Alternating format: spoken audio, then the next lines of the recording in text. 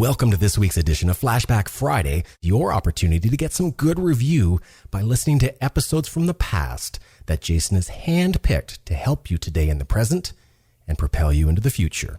Enjoy. Hey, Jason, this is Patrick Anderson. Just wanted to say congrats on 1,000 episodes and wanted to let you know how much I appreciate all the education you've given.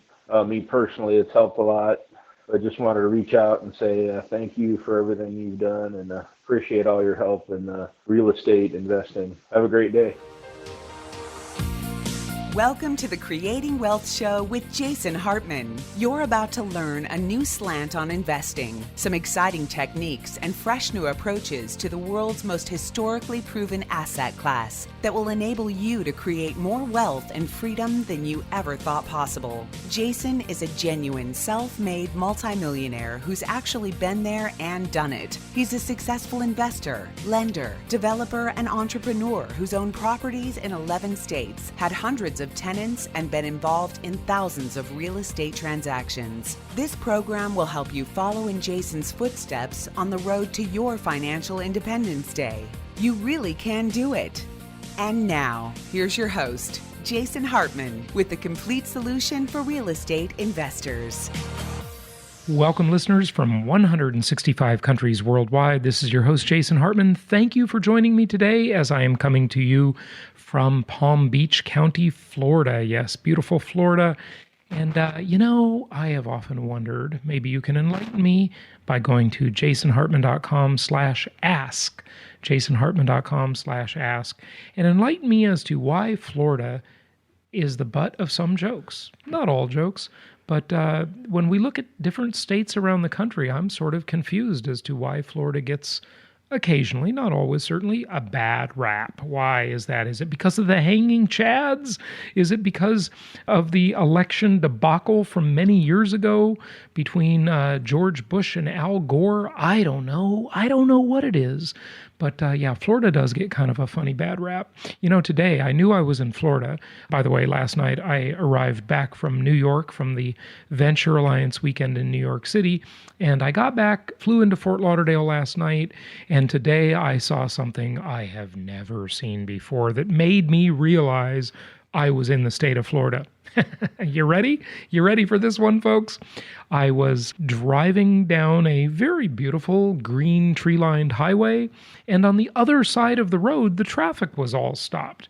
Well, I got a little closer, and I noticed that a woman had stopped her beautiful 7 Series BMW in the middle of the road. And I thought, oh, this must be an accident, a flat tire or something. No, that was not it.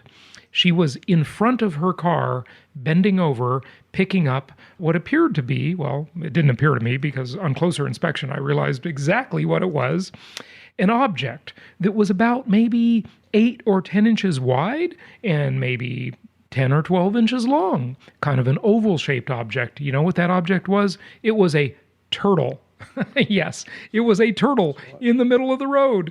I realized I was in Florida. Traffic was stopped, so she could lift up the turtle and escort it across the street. See, folks, humans do nice things for animals. We're not all destructive. We don't always make species go extinct. In fact, many human species are going extinct. Does anybody care about that? No, but that of course would be a conversation you can't even have in politically correct world nowadays in the Western world. It's just kind of crazy, isn't it? But whatever the case, yes, I am in Florida, and I am in the FSN studios. My guest today is Kerry Lutz, and we are here in real time, face to face. Yes, that is rare anymore that we have a face-to-face interview in the world of high technology, Skype and Zoom and all these different platforms to have meetings. It really is an amazing time to be alive. And if you think about it, just remember what I always say. Watch old TV shows, watch old movies, to realize how much the world has changed and how much more convenient your life has become in so many ways. And again, technology, the battle rages on between the deflationary effects of technology and the inflationary effects of bad monetary policy. So we see asset prices are high, aren't they? They are very high. We see the cost of housing, healthcare, college tuition. It is enormous. I did something interesting this afternoon, and maybe my guest will have a comment on this. Kerry, how are you? All right, Jason. Hey, it's great to be here on the show with you from the Southern Command. The Southern Command, yeah. I think another radio host uses that line, but that's pretty good. We'll see if our listeners can figure out who that is. Kerry suggested, well, he didn't suggest, he just said he was going, and I said, hey, I want to go to this. So today I did something I've never done. You know, I went to a stretching session, a stretching gym. Yes, they have those things here in Florida. But this really needs to be all over the world because it is great. It was a half-hour stretching session where you lay on the table and this pretty young girl stretches you out. She moves your body around, and that felt really good, Kerry. Hey, I've been doing it, Jason, since I moved down to Southern Palm Beach County in August. Yeah. And since that time, no back problems. I wake up in the morning, no pain whatsoever. Yeah. It's an amazing discipline to get into. I'd recommend the stretching. I think that's really good. Now, listen, I've done a couple thousand yoga classes in my life, and that's good. Certainly, I believe in fitness and health and eating right. By the way, if you want to eat right, let me tell you, we will talk about the economy and real estate here in a moment, folks, but just a few things to get out of the way. I got a public service announcement, 2 of them, actually. The first one is I became an affiliate for my favorite food that has changed my life. It changed my life about 4 years ago. And you can find that at jasonhartman.com/food. Check that out. Public service announcement, jasonhartman.com/food. I'm one of only 7 affiliates in the country. They don't really do affiliate programs, but I just insisted because I like this product so much. And I've mentioned it before on the show a few years ago.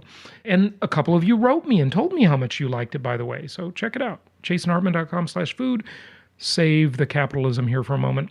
Another public service announcement, the FBI, yes, the FBI, the Federal Bureau of Investigation, is recommending that all of you, as soon as you're finished listening to this podcast, of course, reboot your router in your house, because apparently there's some malware floating around that can infect your router, that can infect your computers and your devices, and you don't want that. So just reboot your router, go and turn it off for about 30 seconds, let the capacitors drain out of the electricity, the same way a Tesla car drains far faster than Tesla will tell you. Then turn it on again, reboot your router. That's what the FBI is telling us to do. So talking about real estate here, Kerry, I'm looking at this Yahoo article, Yahoo Finance, that says the U.S. housing market has an inventory problem. The U.S. housing market has an inventory problem. Well, thank you for the blinding flash of the obvious, Yahoo. But, it just really reaffirms the point. It says, in April, existing home sales fell 2.5% to an annualized rate of 5.46 million. On its own, this is not a remarkable story. The more notable part, though, is the trend has come to define the U.S. housing market since it bottomed in 2012. And, right there is kind of interesting. It just shows that you really have to slice and dice this stuff, obviously, because I don't consider that the bottom of the housing market. I think it was a couple of years before that, but it depends where. In a country as large and diverse as the United States with 400 housing markets, it changes, right? Is that the linear market, the cyclical market, the hybrid markets, or any various geographies? But this is the problem. This is what is slowing sales. The counterintuitive concept is that when you're dealing with something of such scarcity like housing, when you have this inventory shortage that on the one hand is, of course, making prices go up. It's making rents go up. We all know that. It's making sales fall because there's nothing else to buy. It would be if Apple released, the next iPhone and they didn't have enough of them, right? They had a constraint on the inventory if they couldn't get enough of the parts to build them all. That's pretty much what's happening to the housing market. I have really no doubt that we could increase our business by 50 or maybe 100%. We could maybe double our business if we had more inventory, because there is a huge inventory shortage, which, by the way, I want to point out that we are redesigning the properties page on our website at jasonhartman.com/properties because, and I know a lot of you go to this page, it is one of the most highly trafficked pages on our website. A lot of you go there and you simply look at the markets that are profiled. But wait, there's more.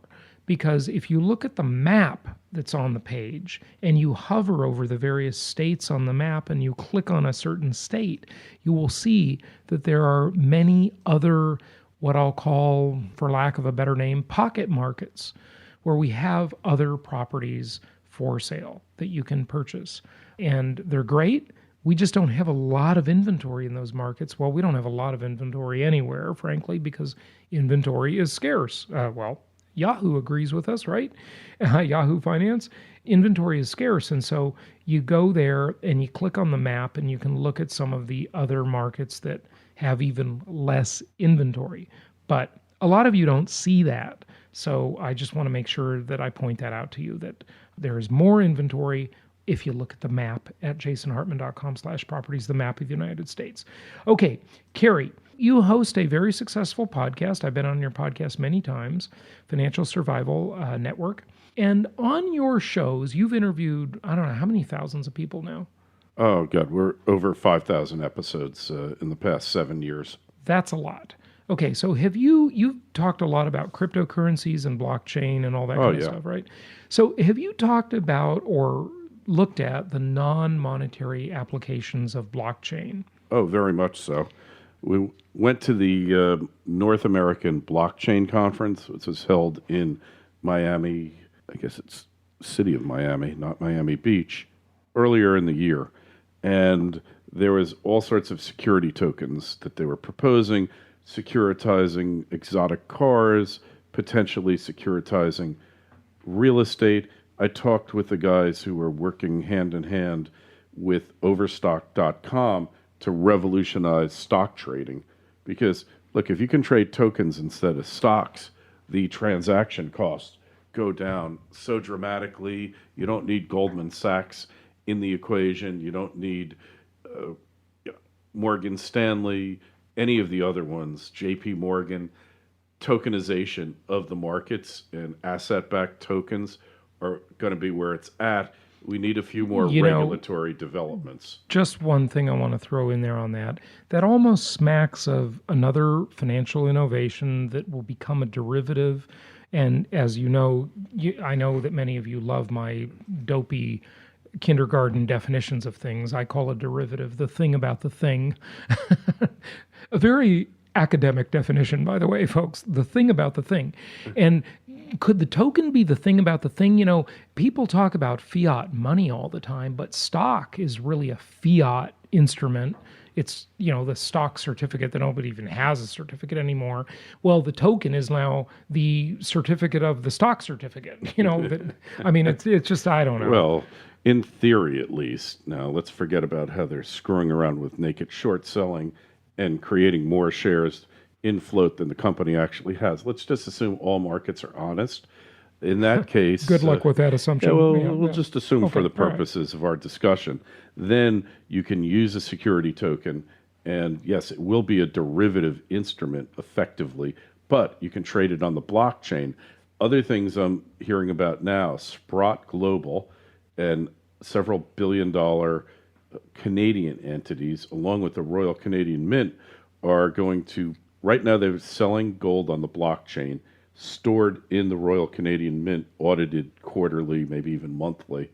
What they plan to do is, in the future, issue a security token so that you'll be able to own the gold just by having a token, and transaction costs will go way down. As Rick Rule, head of Sprott Global, likes to say, when your gold is on deposit with the Royal Canadian Mint, NATO is actually defending your gold for you. So when I was at the blockchain conference, I'm mentioning to somebody, we're getting these asset-backed tokens. And this guy goes, oh, we already have one. Our token is backed by cell phone minutes. Unbelievable. There is no end to the and I'm doing air quotes here, creativity that humans can come up with. It is mind-boggling, the creativity. There's a token about a token about a token, and it's just, it's a new derivatives market, really. That's what I fear that it is. I mean, in a way, I don't know. You could argue that the blockchain makes things more direct, but it also makes them less direct at the same time. It's weird, Well, here's the thing, like for certain things like Ethereum and Bitcoin tokens, the blockchain has proven immutable, and there's millions of nodes, maybe billions of nodes around the world that are replicating the ledger, the shared public ledger. So it's impossible to corrupt it. Now, the thing is, like when you can issue more tokens without hooking them into an asset, then you run the risk of what we've had in the United States before central banking, where banks would issue more notes than they had specie or gold in the vault, and then you'd have inflation.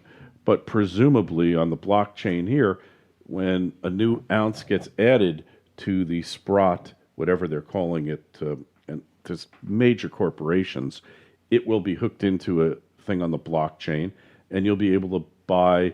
It'll be 1 token per ounce, and it'll be immutable.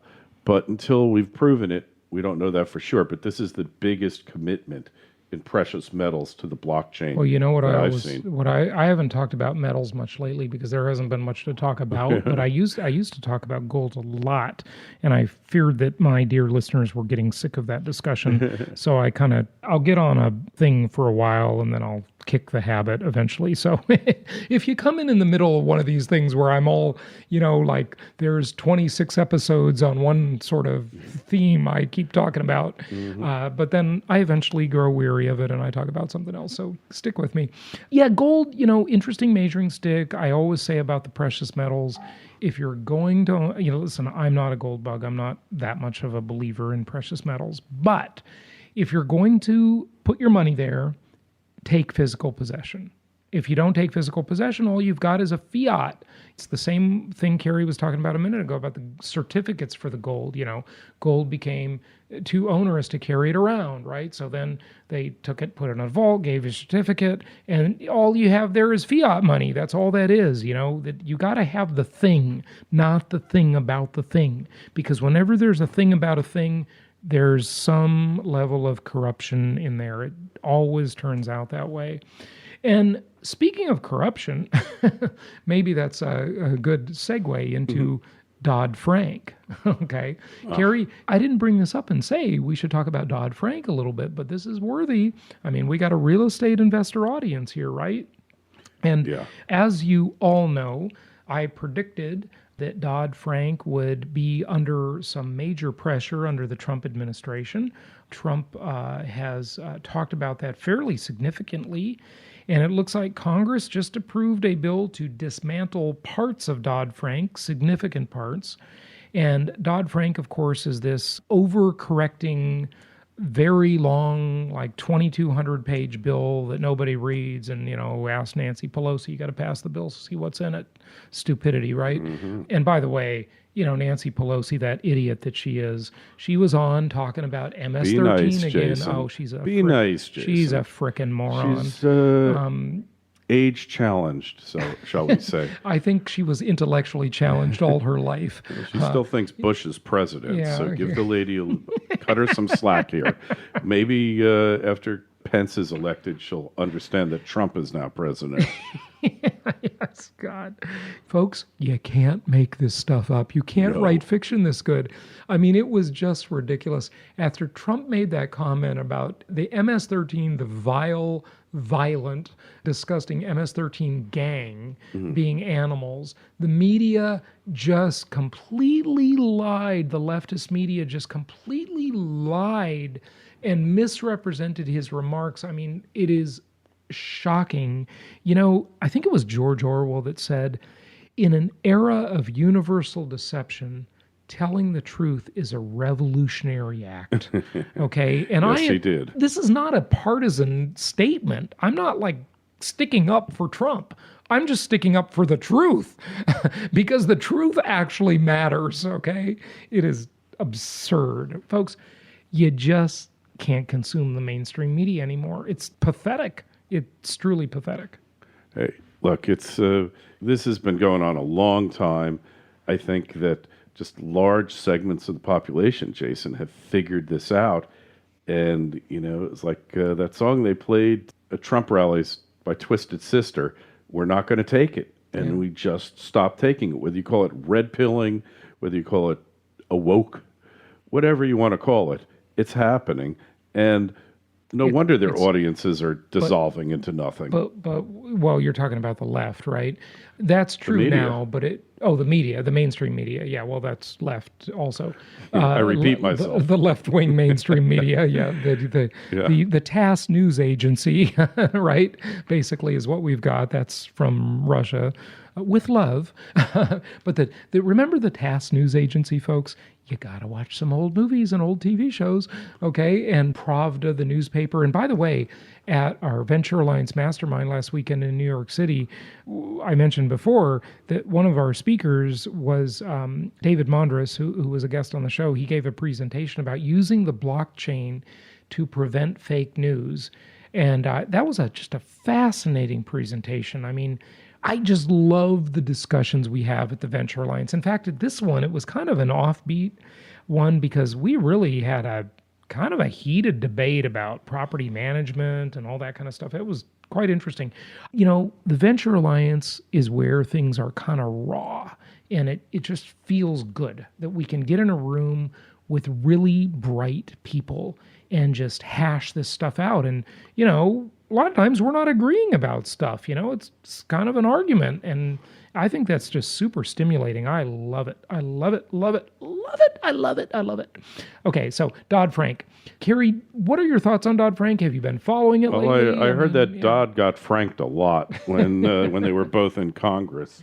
Well, listen, I'll tell you something. This bill, the scariest thing about it is that, the people running the banking committee had very little experience in banking. Now, in a way, I would almost say that's good, but... No, that's really bad. Yeah, okay. Because you got to understand the criminal nature of banking in order to understand how to fix it. And printing money out of thin air, fractional reserve banking, giving these people the franchise.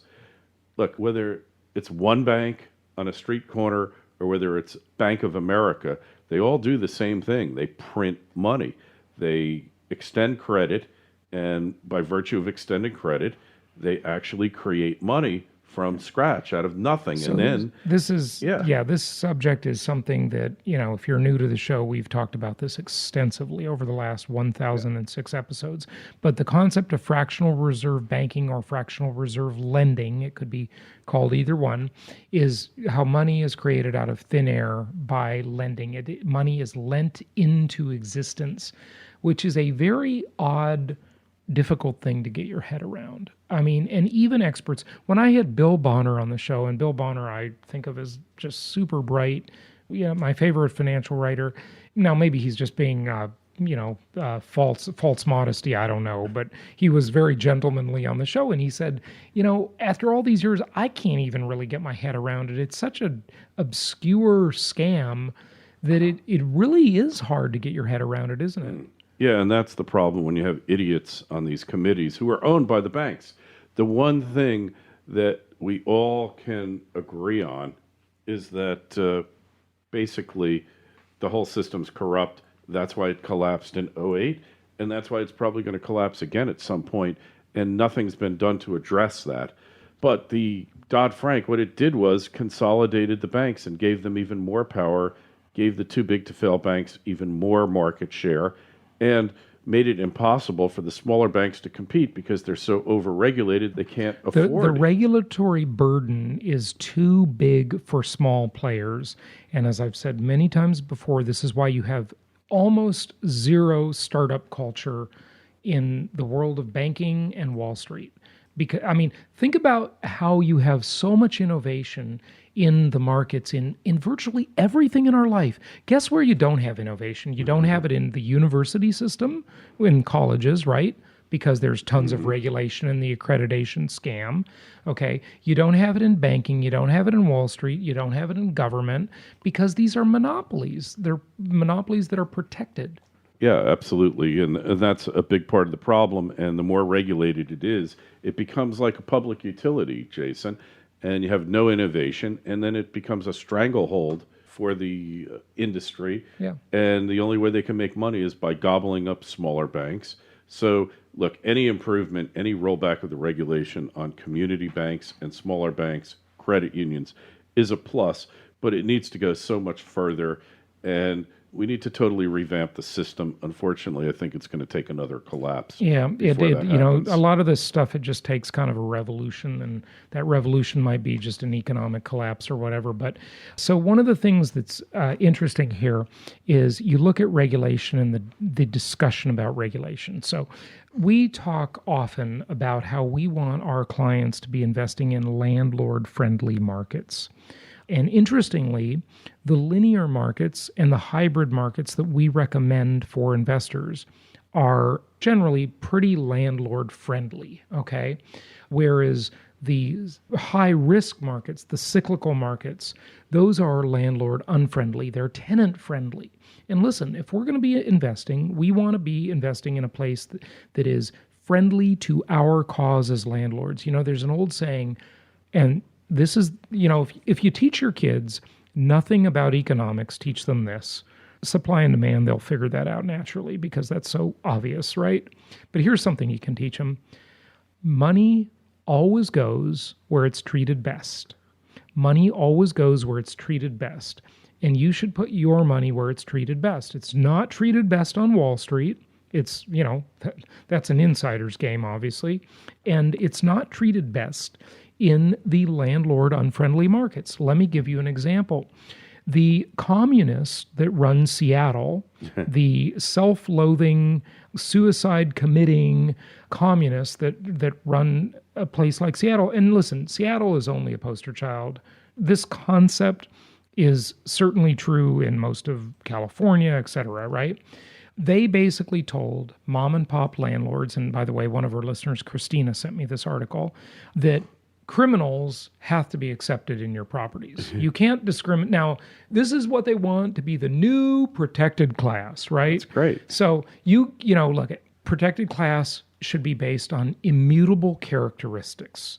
Okay, so race is an immutable characteristic. Gender is an immutable characteristic. Conceivably, gender choice is an immutable characteristic, okay? Now, religion is not an immutable characteristic. That's a belief system, right? But anyway, that's a protected class, right? Family composition is an immutable characteristic, at least at any given moment it is. Now, look at I'm single, right? And I don't have kids. And someone could say they want to discriminate against me because they only want to rent to married people, for example, right? Remember that scene in the movie The Firm where they said the firm likes married employees, right? I guess because they have more obligations, they're not likely to quit their job as easily, right? But family status is an immutable characteristic at a time. Now, certainly I could change that and become married. In fact, I'm looking. If you know any possible candidates, I would like to get married. I'll just say that. Now, Kerry, you've been married 3 times, right? You're not recommending this idea? I say if you escape by this point in your life, I'm really putting them on the spot. Why ruin a good thing? Okay, there you go. Well, you already had your kids and did your thing, so I want to try my hand at that. All right, well, more power. I wish you the best, and just get a prenup. Okay, there you go. All right, so Seattle, now being a criminal, is that an immutable characteristic? I mean, think about it. If you're going to have a protected class, it should be on an immutable characteristic, something you can't change. MS-13, I think they're pretty immutable. Yeah, right. So you got to rent your house in Seattle to MS-13, folks. This is the kind of stuff you face in landlord-unfriendly environments. So it's not just about the rent-to-value ratio, the cash flow. It's about the regulatory climate. Is it friendly to our cause as landlords? So there you go. Hey, for more on this and a zillion other great subjects, that all of you have enjoyed, and I know all of you have asked for this. And guess what? It's here. It's here. You can go to hartmaneducation.com. That's hartmaneducation.com. And it is now available, the professionally edited Meet the Masters of Income Property audio files.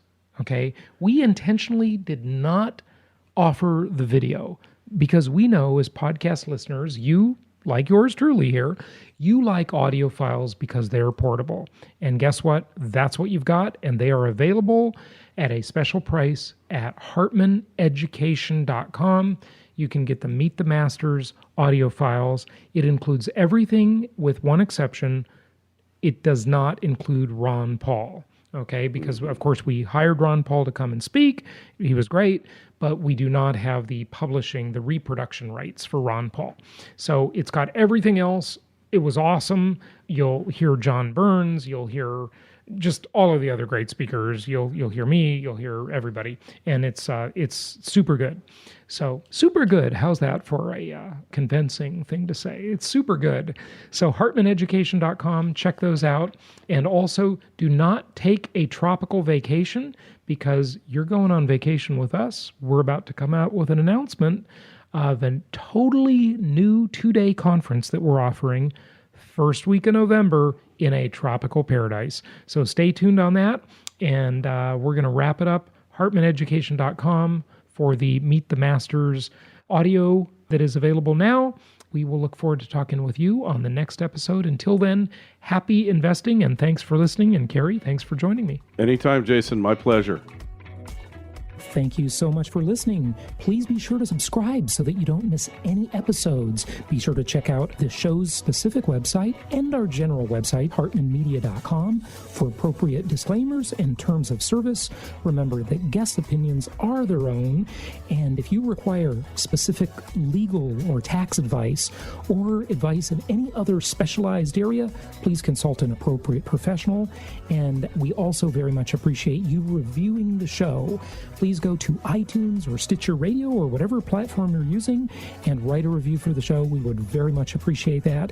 And be sure to make it official and subscribe so you do not miss any episodes. We look forward to seeing you on the next episode.